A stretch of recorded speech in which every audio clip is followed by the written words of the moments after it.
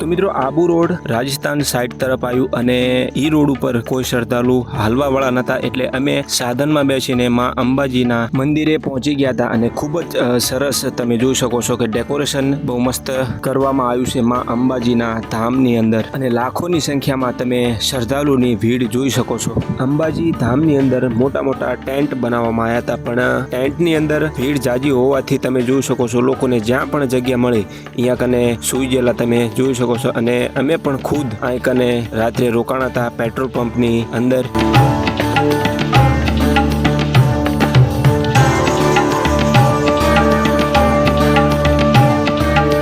અને મિત્રો જેવું સવાર થતા અમે દર્શન કરવા નીકળી ગયા માં અંબાજીના ગબ્બર તરફ. માં અંબાના ગબ્બરની દૂરી અંબાજી મંદિરથી 4 થી 5 કિલોમીટર છે. તમે હાલીને પણ અહીંયા પહોંચી શકો છો. હવે આપણે પહોંચી ગયા છીએ માં અંબાજીના ગબ્બરના મેન ગેટે.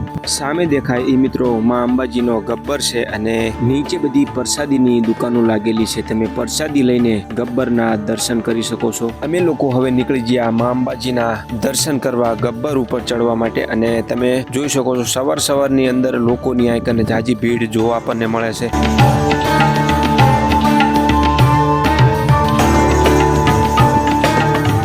અને મિત્રો માં અંબાજીના ગબ્બરના પગથિયા 999 પગથિયા આવેલા છે, અને રાતનો નાઇટ શો પણ આંકને કરવામાં આવે છે.